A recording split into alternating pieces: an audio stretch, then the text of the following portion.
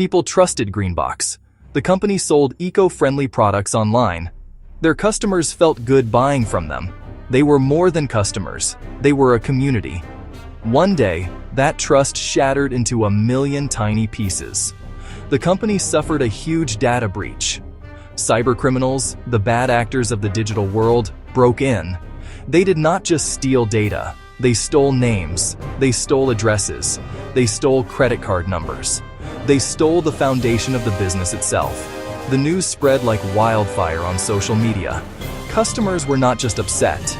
They felt betrayed. Sales plummeted. Trust was gone. Greenbox was in a free fall. The team felt helpless. They had built something special, and now it was crumbling. They realized that fixing the immediate technical problem was not enough. A simple patch or a quick software update would be like putting a small bandage on a massive wound. They needed a real plan. They needed a strong, reliable cybersecurity framework. This plan would be their guide. It would help them prevent future attacks. It would help them find intrusions much faster. And it would give them a script for how to respond with confidence. Most importantly, this comprehensive plan was their only real path to winning back the trust they had lost. The story of Greenbox is not unique. It happens every single day to businesses big and small. A company spends years, sometimes decades, building a reputation. They work hard to earn the loyalty of their customers, and then, in a matter of hours, a security failure can wipe it all away. Suddenly, you are not the company that sells great products. You are the company that lost everyone's data.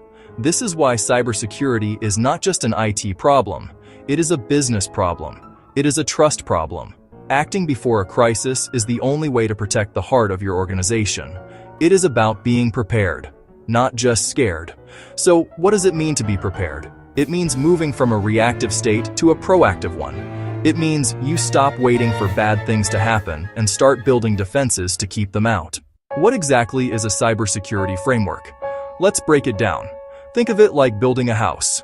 You would not just start nailing boards together and hope for the best. You would start with a blueprint. That blueprint tells you where the walls go, where the electrical wiring runs, and where to put the plumbing. It provides a complete plan to make the house strong, safe, and functional.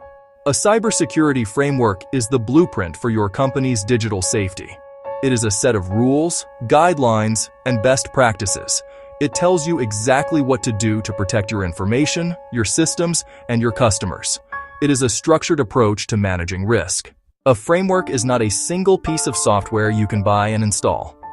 That would be too easy. Instead, it is a comprehensive strategy that involves a mix of different elements.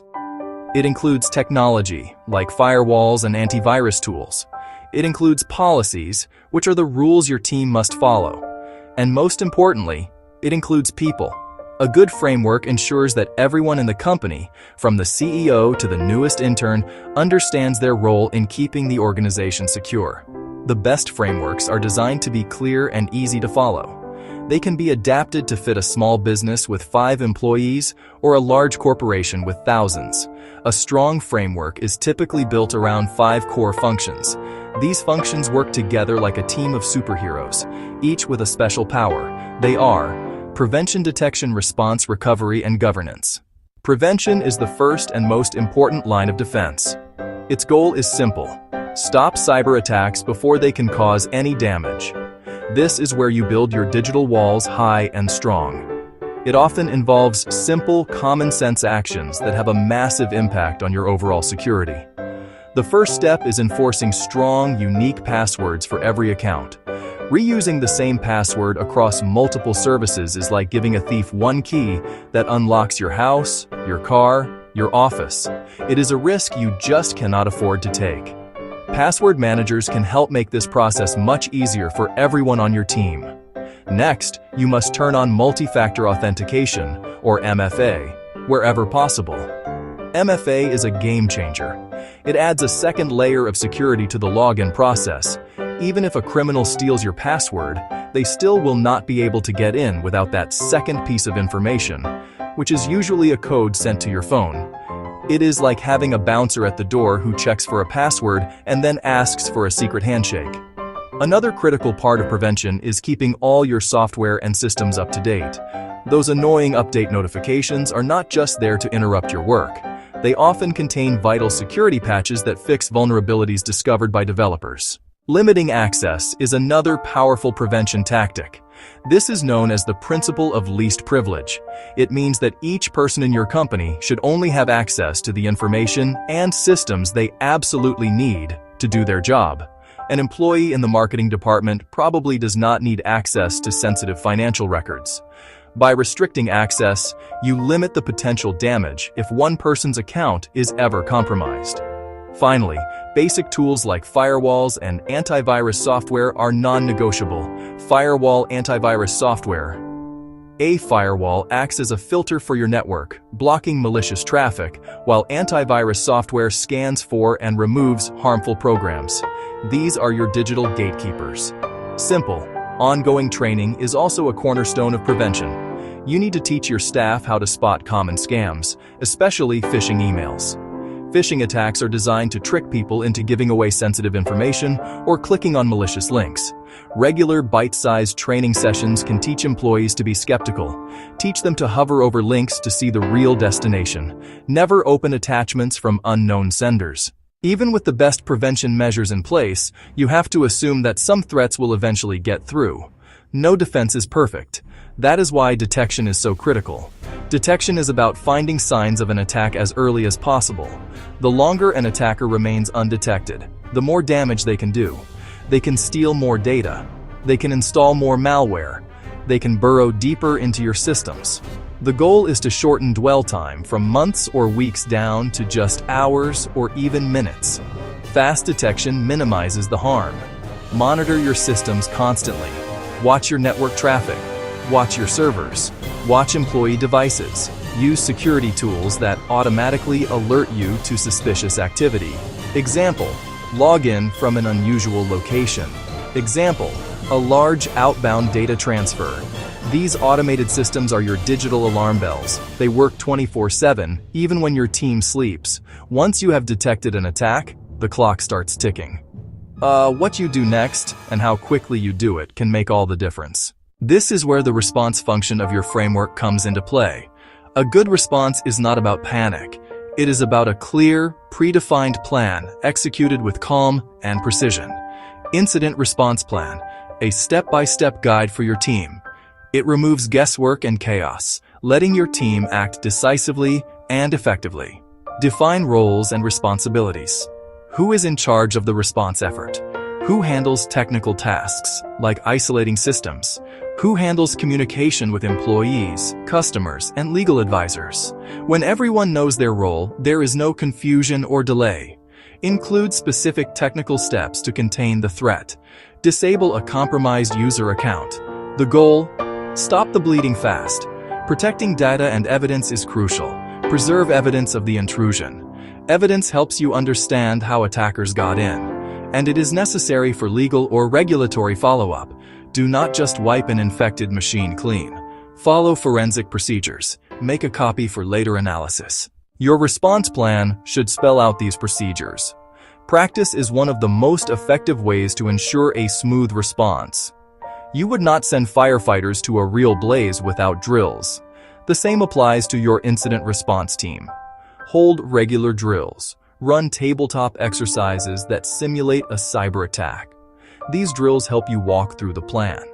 They reveal gaps or weaknesses. They build muscle memory to act with speed and confidence. A well-practiced team is a calm team. A calm team makes better decisions under pressure. After an attack has been contained, the hard work of recovery begins. Recovery is getting your business back on its feet and rebuilding the trust you may have lost.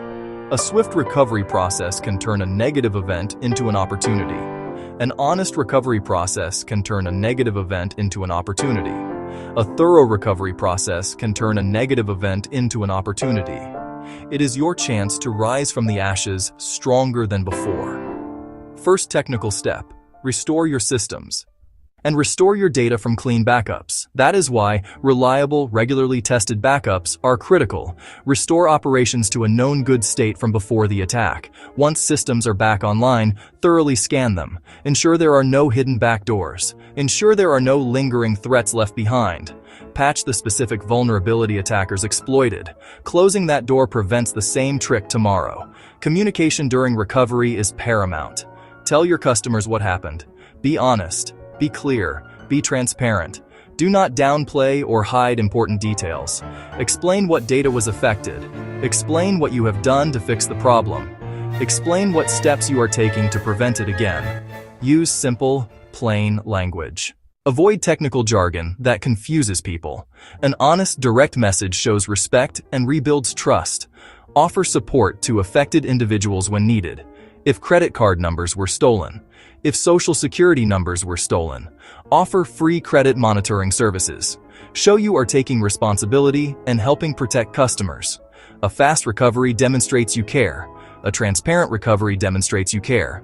A supportive recovery demonstrates you care. It tells customers security is your top priority. The foundation for rebuilt trust. A cybersecurity framework cannot run on its own. It needs leadership oversight, commitment to continuous improvement. This is the role of governance. Governance is the function that holds all the other parts. Prevention, detection, response, recovery together. It means someone must be officially in charge of security. That person or team sets the rules, ensures they are followed, and regularly reviews the security program. Without strong governance, plans and tools will eventually fail. Governance establishes clear security policies and procedures. These are the written rules that guide your team's actions. For example, password requirements, policy, secure onboarding procedure. Governance means regular risk assessments, identifying weaknesses, and creating plans to address them. Look at your business through a security lens. Make strategic investment decisions to reduce most risk. Commit to learning from every incident, big or small. After any event, conduct a post-incident review. This is not about blame. It is about understanding what and why. Ask root causes. Ask what went well. Ask what did not go well. Ask how do we prevent this again? The answers are pure gold. Use insights to make tangible improvements. Update policy, provide training, implement a new security tool. This learning cycle makes your program stronger over time. Threats constantly evolve. Your defenses must evolve too. Let's return to the story of Greenbox. After their devastating data breach, the company did not just give up.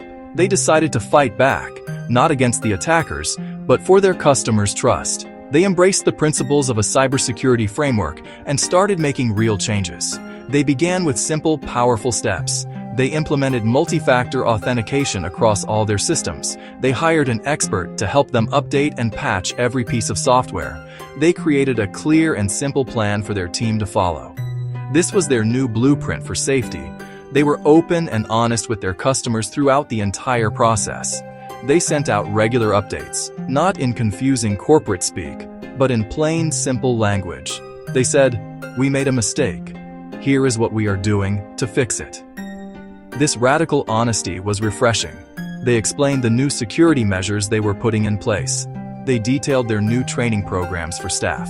They even created a small public dashboard on their website showing the status of their security improvements. They were not hiding their journey. They were sharing it. This transparency began to slowly mend the broken trust. A few months later, their new framework was put to the test. A new phishing campaign targeted their employees. But this time, things were different. Because of their new training, an employee immediately recognized the suspicious email and reported it to the IT team. The security team, following their new detection and response plan, quickly analyzed the threat. They confirmed it was a malicious attack and were able to block the sender and delete the email from all other inboxes before anyone else could click on it. The entire incident was contained in under an hour. No data was lost. Nothing was compromised. Instead of staying silent, Greenbox chose to be transparent once again. They sent a brief, calm message to their customers. They explained that a minor attack was attempted, it was detected immediately, and it was stopped successfully because of the new security systems they had built. They showed that their plan worked. Customers saw this not as another failure, but as a success. They saw a company that had learned from its past and was now capable of protecting them. Trust, which had been shattered, began to return. Sales started to climb again. Greenbox had not just recovered, they had become stronger and more resilient than ever before. The world of cyber threats will never stop changing. New tactics, new dangers will emerge every year. You cannot build a fortress that is 100% impenetrable, but you do not have to. You can be prepared. A strong, simple cybersecurity framework helps you do just that. It gives you a plan to prevent what you can, detect what you cannot, respond quickly, recover completely. More than anything, it provides a structured way to protect your business. Protect the trust you have worked so hard to build with your customers. You can start this journey today. You do not need a massive budget or a team of experts to begin. Start with small, manageable steps that deliver the biggest security wins. Make a list and start checking things off this week. First, turn on multi-factor authentication for every important account starting with email financial services. Second, run updates on all your computer servers' mobile devices. Third, make sure you have reliable backups of your most important data. Test them to make sure they actually work. Store a copy of these backups offline, where an attacker cannot reach them. These 3 actions alone will dramatically reduce your risk. Next, focus on your people. They are your first and last line of defense. Hold a short meeting and teach them 3 core security rules. Always be suspicious of links and attachments in emails. Always use a strong and unique password for every account. Always report anything that looks odd or suspicious immediately. Create a culture where it is safe to report a mistake. Finally, officially choose one person in your organization to be the owner of security. This person does not have to be a technical genius, but they need to be responsible for making sure these simple steps are followed consistently. Trust is the most valuable asset your business has. It is hard to earn and incredibly easy to lose. Protecting your customers' data is one of the most direct ways to protect that trust. By adopting a cybersecurity framework, you are sending a clear message. You care, you are prepared, you are worthy of their confidence. The threats of tomorrow are real, but with a plan, you can face them without fear. Do not wait for a crisis to force your hand. Your network, your reputation are in a battle with tomorrow's threats. With a framework, you can ensure that you are the one who wins. Start today.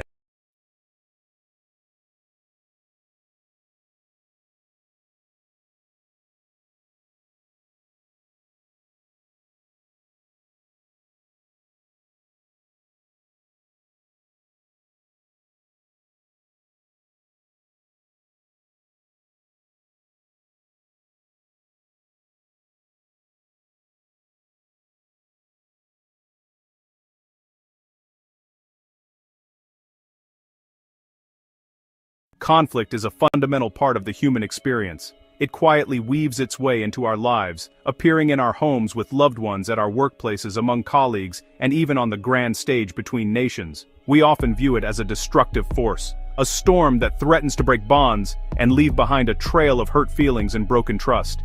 It can drain our energy, steal our time, and create walls where there once were bridges. The tension it creates can feel overwhelming, pushing us into a corner where we feel we must either fight to win or surrender in defeat. This common view, however, only tells half of the story. The other half of the story is one of opportunity. Conflict, when handled with care and understanding, holds the potential for profound growth and positive change. It can act as a signal, alerting us to a problem that needs our attention, much like a fever signals an infection. When we learn to face our disagreements constructively, we can unearth deeper issues. This essay is a guide to that process. It promises to provide you with clear, simple, and effective tools to transform the heat of conflict into the warmth of collaboration and mutual respect. The journey from tension to trust does not require complex theories or years of training. It begins with a few foundational shifts in our perspective and our approach. Instead of seeing the other person as an adversary, We can learn to see them as a partner in solving a shared problem. Instead of arming ourselves for a battle, we can prepare ourselves for a conversation. The methods outlined here are designed to be accessible to everyone, everywhere. They are not magic formulas but practical steps that can be learned and practiced, turning difficult moments into opportunities for connection and a better future together. This guide will walk you through a simple, yet powerful framework called the 10-minute peace method.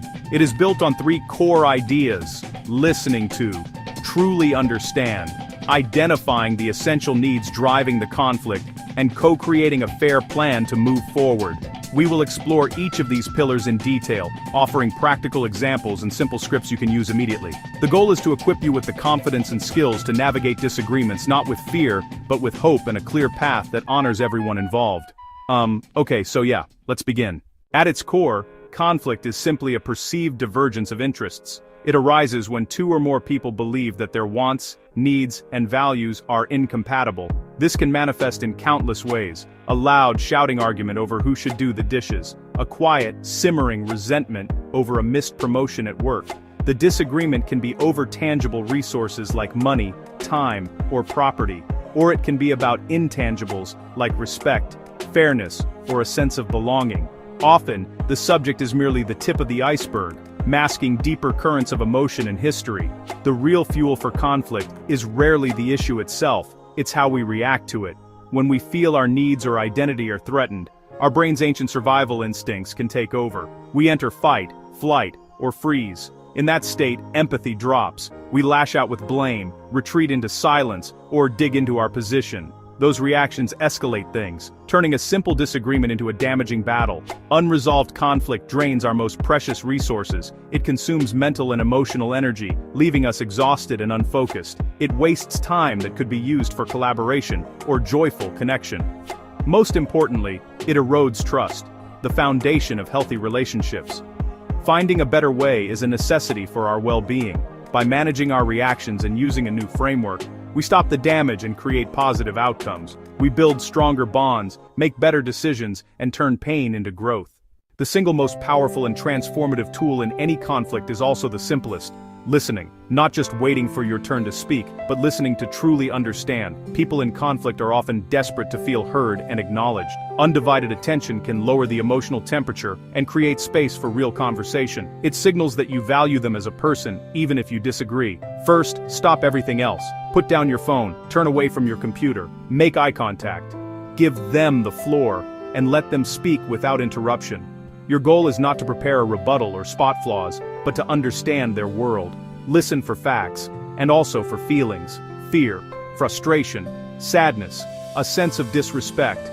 After they finish, reflect back what you heard, in your own words. Summarize their main points and feelings. It sounds like you're feeling really frustrated because you believe the workload isn't being shared fairly. So, if I'm understanding you correctly, you're worried this new policy will make your job more difficult. Active listening works like a key unlocking a closed door. When people feel understood, defensiveness falls away. Imagine 2 neighbors arguing over a barking dog. If one truly listens and reflects, "I hear how upsetting it is to be woken up every night," the owner is far more likely to help solve the problem. This creates a moment of connection and a shift from adversaries to partners. Once understanding is established, look deeper. People state positions, rigid outcomes that can stalemate. "I need a 10% raise." "You can't have the car this weekend." Beneath every position lies a more fundamental need: security, respect, appreciation, autonomy. Shift from positions to needs by asking, "Can you help me understand what's most important to you about that? What would that raise help you achieve?" 2 departments fight over a travel budget. Each says, "We need the entire budget." Clash. Probe needs. One needs training for junior staff, the other needs to secure a major client. Growth and security. Now it's not one budget. It's, how do we meet both needs? Creative options appear.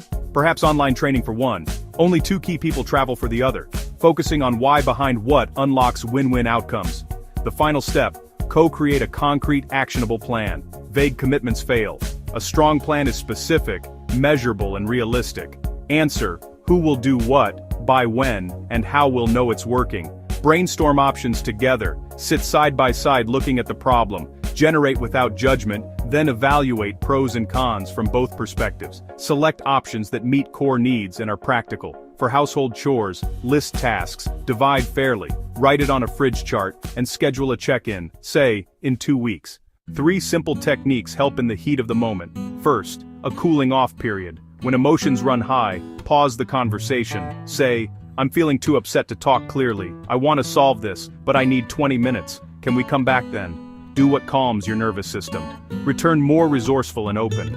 Second, I statements. Instead of you always interrupt, say, I feel frustrated when I am interrupted while speaking. You share your reality without attacking. It invites empathy. These tools adapt from personal to professional to global contexts. At home, begin with deep listening. Validate feelings to create safety for needs like connection and appreciation. At work, anchor to shared goals. How do we resolve this to best serve the customer? Uncover needs, timeline and quality, and craft solutions honoring both. In communities and between nations, begin with communication, often with a neutral mediator, ensuring each side is heard. Shift to universal needs and find small agreements, like safe passage for humanitarian aid, to build fragile trust. It's slow, but follows the same pattern. Listen, uncover needs, build a plan step by step, starting with what's possible now. The applications differ, the human-centered principles remain the same. Return to the moment, breathe, choose curiosity, and proceed together. Common pitfalls: rushing to blame forces defensiveness and blocks collaboration. Shift to, I wonder what led them to do that. To keep dialogue open, clinging to past grievances weighs down resolution. Say, our history matters. For now, can we focus on solving this specific problem? Avoid assuming intent. Ask, when that happened I felt annoyed. Can you share what was going on for you? Don't skip follow-up. Old habits return without review. Put a specific date and time in your calendars before ending the conversation. Treat follow-up like the initial plan. It shows commitment and sustains change. Choose curiosity, stay present, explore intentions, and schedule the check-in. Small disciplined steps prevent big derailments. Conflict is an unavoidable thread in our lives. It can cause rifts and drain us, but it need not be destructive. With the right mindset and simple tools, friction becomes growth, understanding, and connection. The process rests on 3 pillars: listening to understand, uncovering needs beneath positions, and co-creating a clear, fair, actionable plan with follow-up. These are simple tools with outsized power to change dynamics. In the heat of the moment, use cooling off and I statements, your emergency brakes, to steer back to productive dialogue. Beware blame, old hurts, and assumptions. Choose curiosity and collaboration. This is a practice, not a performance. Progress, not perfection. Start small. Listen to a friend. Use an I statement with family. Be patient. With each attempt you plant a seed of peace. Over time, small efforts grow, strengthening home, workplace, and community. You hold the power to turn tension into trust. Start today. Start small. And keep practicing.